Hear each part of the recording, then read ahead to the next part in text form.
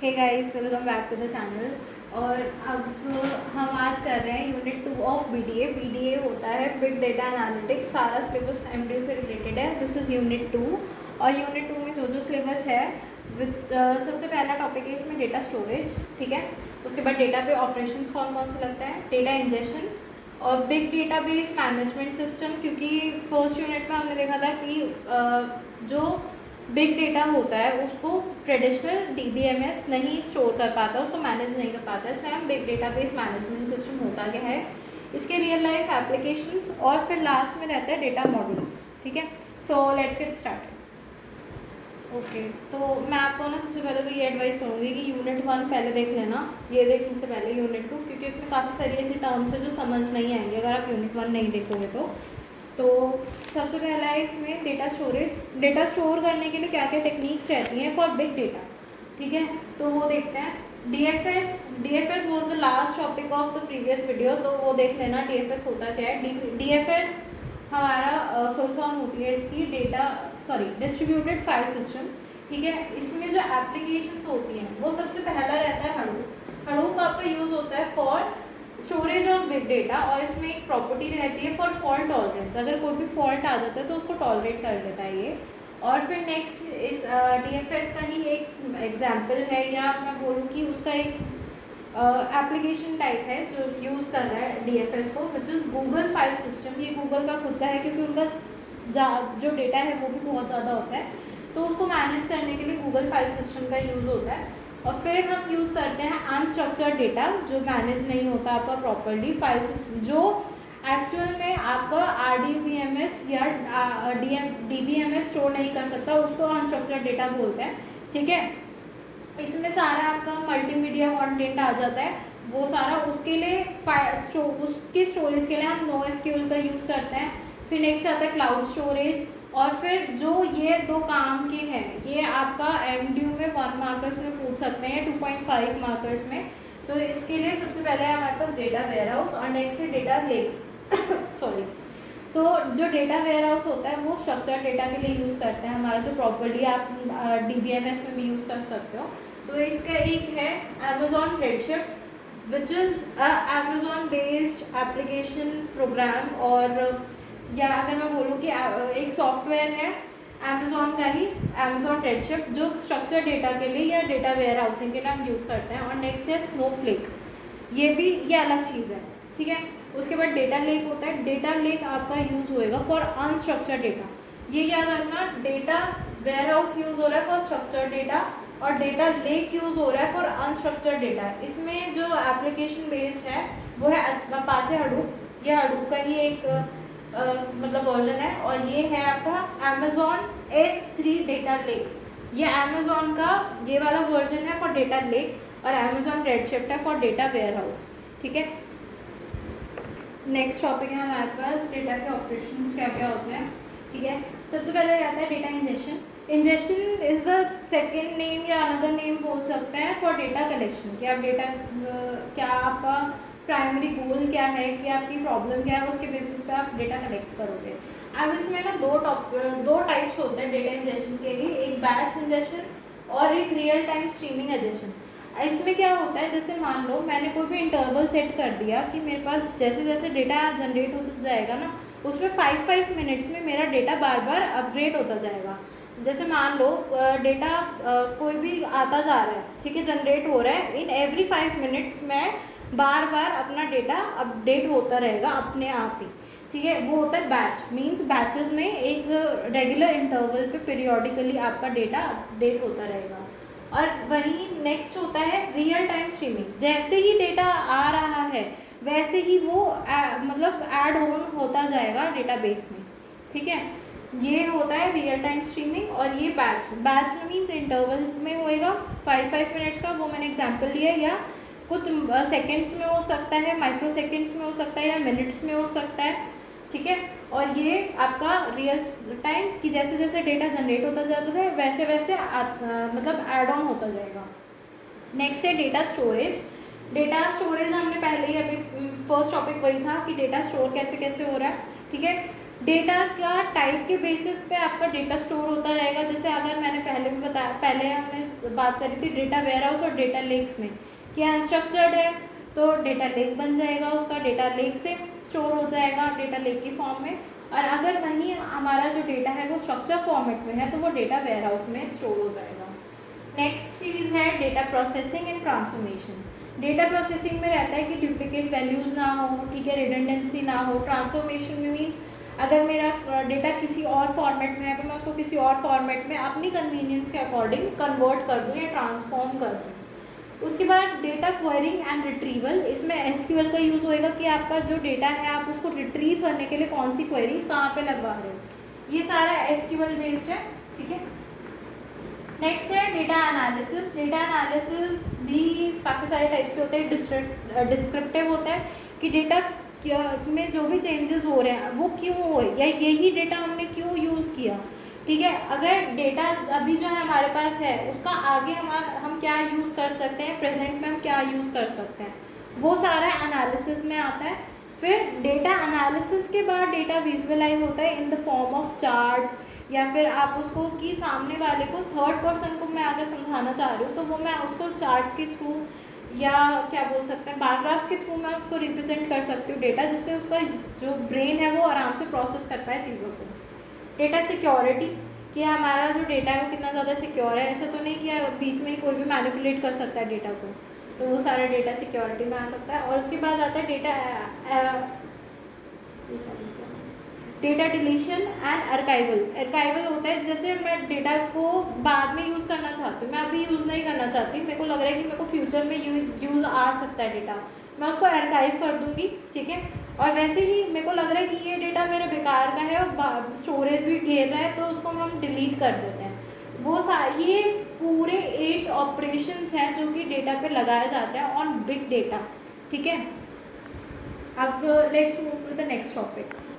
Okay, next topic हमारा है big database management system. देखो, बिग डेटाबेस मैनेजमेंट सिस्टम क्या है, ये चीज़ मैंने फर्स्ट यूनिट में बताई थी कि बिग डेटा होता क्या है।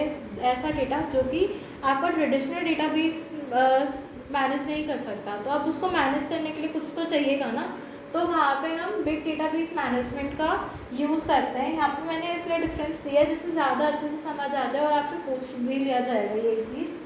तो अब बिग डेटा होता क्या है, इसका एक डिफाइन बताऊँ तो it is a framework which handles the big data, ठीक है। बिग डेटाबेस मैनेजमेंट वो होएगा जिसमें पूरा आपका हर टाइप का डेटा मैनेज हो सकता है एफिशिएंटली, मतलब इसमें स्ट्रक्चर डेटा भी होएगा, सेमी स्ट्रक्चर डेटा भी होएगा और अनस्ट्रक्चर्ड डेटा भी होएगा।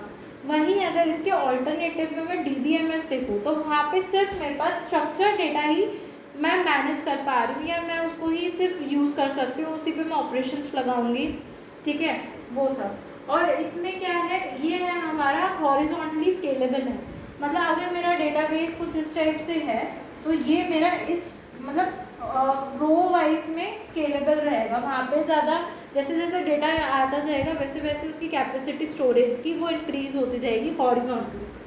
वहीं DBMS में आपको वर्टिकली है, मतलब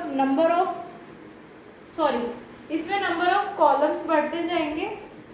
हॉरिजॉन्टली है तो जैसे नंबर ऑफ कॉलम्स होंगे ना, हॉरिजॉन्टली तो ऐसे ही होएगा कि ये कॉलम भर गया, ये कॉलम भर गया, उसके बाद फिर नेक्स्ट कॉलम, ये हॉरिजॉन्टली रहेगा।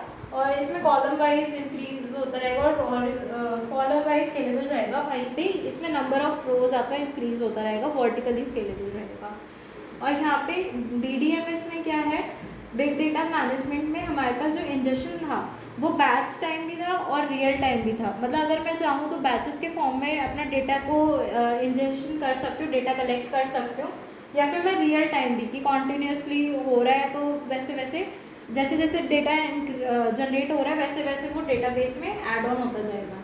और DBMS में ट्रांजेक्शन बेस्ड रहता है, जैसे जैसे ट्रांजेक्शन होती जाएंगी वैसे ही वो डेटा आपका स्टोर होता जाएगा साथ साथ। स्टोरेज के लिए हम इसमें DFS का यूज़ करते हैं which is distributed file system. वहीं अगर मैं DBMS में देखूँ तो उसमें एक सेंट्रलाइज डेटाबेस मैनेजमेंट सिस्टम होएगा कि एक सेंट्रल मतलब पूरा एक सारा डेटा जो है वो एक जगह पे ही जाके कलेक्ट हो रहा है, एक ही सेंटर पे कलेक्ट हो रहा है।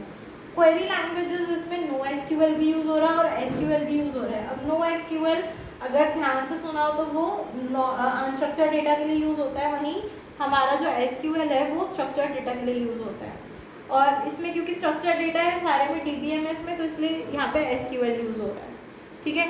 So this was all about this topic. Let's move to the another topic.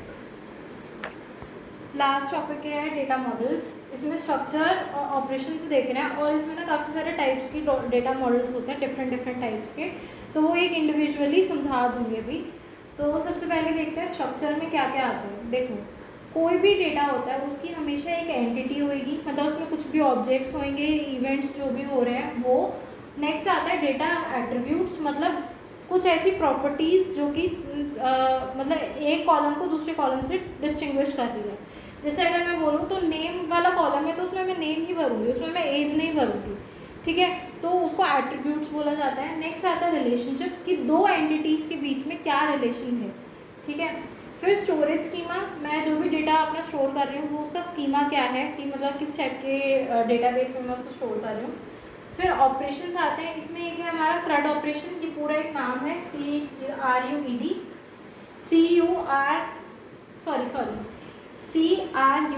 Which is CRUD। CRUD represent क्या कर रहा है, सबसे पहले आप डेटा क्रिएट करोगे, फिर डेटा को रिमूव कर सकते हो, जो भी एक्स्ट्रा डेटा है, ठीक नहीं, सॉरी रिमूव नहीं है, आई एम सो सॉरी, यहाँ पे रीड ऑपरेशन आएगा, ठीक है। हमने क्रिएट किया, उसको रीड कर रहे हैं, फिर उसी डेटा को अगर हमें लग रहा है कि अपडेट करना है तो उसको अपडेट कर देंगे, और लास्ट में एक्स्ट्रा डेटा को हम डिलीट कर देते हैं। ये CRUD ऑपरेशन है। और फिर यहाँ पे और ऑपरेशंस जो है वो SQL है, ये अलग चीज़ है। और एग्रीगेशन में दो यहाँ पे है कि आप सम कर सकते हो, जितने भी एट्रीब्यूट्स अगर आपके पास है, न्यूमेरिकल वैल्यूज़ हैं, उनका सम कर दो, या एवरेज भी निकाल सकते हो कि आपके पास कितना डेटा है, सबका सम कर दिया, ठीक है, ऊपर टोटल नंबर ऑफ डेटा कितना है उसे हमने डिवाइड कर दिया, तो हमारे पास एवरेज आंसर होगा, ठीक है। अब नेक्स्ट हम देखते हैं टाइप्स ऑफ डेटा मॉडल्स की, कौन कौन से टाइप्स हैं, एग्जिस्ट कर रहे हैं, ठीक है।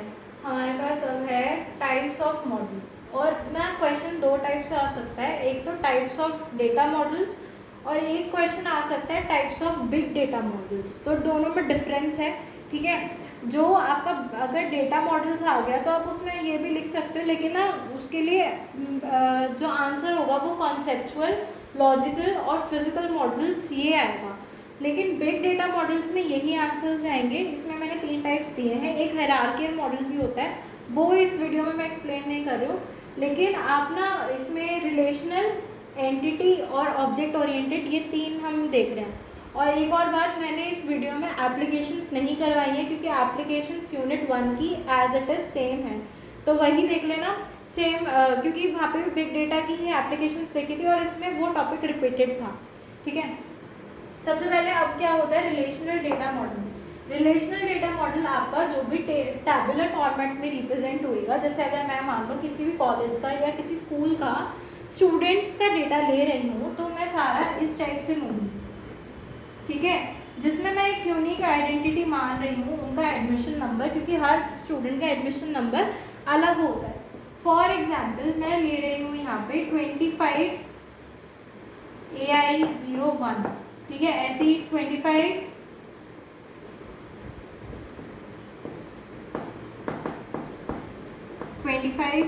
AI02 so on. अब ये क्या है, यहाँ पे मैंने AI, यहाँ पे ब्रांच और यहाँ पे नंबर दे दिया है, तो वो सबका सेम रहेगा, क्योंकि ईयर बाय ईयर सबका चेंज होता रहेगा। अगर नेक्स्ट ईयर हो जाएगा तो जो नया बैच मेरे पास आएगा उसका मैं 26 AI या जो भी उसकी ब्रांच होएगी उस हिसाब से मैं रोल नंबर दूँगी, ठीक है। तो अब यहाँ पे क्या रहेगा, ये यूनिक आइडेंटिटी होगी मेरी। यहाँ पे स्टूडेंट का नाम, उसका father's name, mother's name, address, phone number, वो सारी चीज़ें आ जाएंगी। तो ऐसे डेटा मॉडल्स जिनमें आपका सारा रिलेशन बेसिस पे काम हो रहा है, क्योंकि जो ये रोल नंबर के बेसिस पे ही नाम होगा, सेम रोल नंबर तो है एग्जिस्ट कर ही नहीं सकता क्योंकि प्राइमरी की है।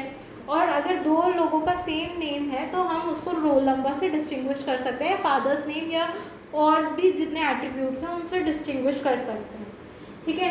तो ये सारा रिलेशनल डेटा मॉडल था। नेक्स्ट और इम्पॉर्टेंट है ये है entity relationship model. Entity relationship या ईआर डेटाबेस मॉडल क्या होता है कि आप दो एंटिटीज़ के बीच में रिलेशनशिप देख के आप उसका डेटा मॉडल बना रहे हो। यहाँ पे मैंने एक ईआर डायग्राम दिया है जिसमें मैंने दो एंटिटीज़ दी हैं, स्टूडेंट्स और टीचर्स। ठीक है, एक स्टूडेंट का टीचर से 1 to many रिलेशनशिप हो सकता है, या फिर टीचर का भी एक स्टूडेंट से टीचर का भी एक काफ़ी सारे स्टूडेंट से 1 to many रिलेशनशिप हो सकता है। ऐसा तो नहीं है कि एक टीचर सिर्फ एक ही बच्चों को पढ़ा रहा है, नहीं है ना। ठीक है, ऐसे ही जो स्टूडेंट्स हैं वो ऐसा तो नहीं है कि सिर्फ एक ही टीचर से पढ़ रहे हैं, काफ़ी सारे टीचर से पढ़ रहे हैं। सबसे पहले ये रहता है। उसके बाद अब यहाँ पे रिलेशनशिप मैंने ऐसे डिफाइन किया, स्टूडेंट लर्न्स फ्रॉम टीचर, मतलब बच्चा जो है वो टीचर से लर्न कर रहा है। ठीक है, अब यहाँ पे ये जो मैंने बॉक्सेस में लिखा है, this is name, class, address और काफ़ी सारे, इनको बोलते हैं एट्रीब्यूट्स। हर स्टूडेंट का अपना रोल नंबर होगा, अपनी क्लास होगी, अपना नाम होगा, अपना एड्रेस होगा, अपना फ़ोन नंबर होगा। सिमिलर बेसिस पे टीचर्स के भी ये सारे एट्रीब्यूट्स होंगे, उनका खुद का नाम होगा, उनका एड्रेस होगा, कौन कौन सी क्लासेस, कौन कौन से कोर्सेज वो दे रहे हैं, वो सारा एट्रीब्यूट्स होगा। तो ऐसा डेटा मॉडल जो कि एंटिटी और उसके रिलेशनशिप्स को डिफाइन करे, उनके बेसिस पे काम करे, उसको ईआर डेटा मॉडल्स बोलते हैं या एंटिटी रिलेशनशिप डेटा मॉडल्स बोलते हैं। ठीक है, नेक्स्ट आता है हमारे पास ऑब्जेक्ट ओरिएंटेड। ऑब्जेक्ट ओरिएंटेड में ये जो भी अगर हमने लैंग्वेजेस पढ़ी हो, ऊप्स वगैरह, उनके जो मॉडल्स बनाए जाते हैं कि एक ऑब्जेक्ट होगा, काफ़ी सारे ऑब्जेक्ट्स एक क्लास से बिलोंग कर सकते हैं और एक ही क्लास के ऑब्जेक्ट्स में काफ़ी सारे हम फंक्शंस या मेथड्स प्रोवाइड कर सकते हैं। तो वो सारी चीज़ें जो जब हैंडल होती हैं, उस टाइप का जो मॉडल बनता है उसको ऑब्जेक्ट ओरिएंटेड मॉडल बोलते हैं। ये सारा मैंने सिर्फ कॉन्सेप्चुअल बताया है, सारा थ्योरेटिकल है, आप इसको थ्योरी पे लिख के आ सकते हो। फॉर 15 मार्कर्स पूरा आ जाएगा। ठीक है, इसमें सबसे पहले आपसे पूछ लिया जाएगा स्ट्रक्चर क्या होता है। स्ट्रक्चर मैंने बता दिया क्या होता है कि आप हर जो भी डेटा है उसकी एक एंटिटी होगी, एट्रीब्यूट होगा, रिलेशनशिप होगा, किस स्कीमा में वो स्टोर्ड है वो होगा। उसके बाद नेक्स्ट चीज़ हमने क्या पढ़ी थी, नेक्स्ट चीज़ आई गेस हमने ऑपरेशंस पढ़े थे, जिसमें CRUD ऑपरेशन पढ़ा था हमने, SQL पढ़ा था, एग्रीगेशन देखा था। ठीक है, और ये types of models, types of models ध्यान रखना, बार बार बोल रही हूँ, ये बिग डेटा मॉडल्स हैं। इसके ही रिस्पेक्ट में आपके आते हैं डेटा मॉडल्स। वो बिग डेटा मॉडल्स नहीं होते, उसमें कॉन्सेप्चुअल, लॉजिकल, ये सारी चीज़ें हैं। ठीक है, so this was all about second unit. Second unit भी पूरी कंप्लीट हो गई है। लाइक शेयर कमेंट कर देना, फ्रेंड्स के साथ शेयर करो और चैनल सब्सक्राइब करवा दो। और थैंक्स फॉर वॉचिंग।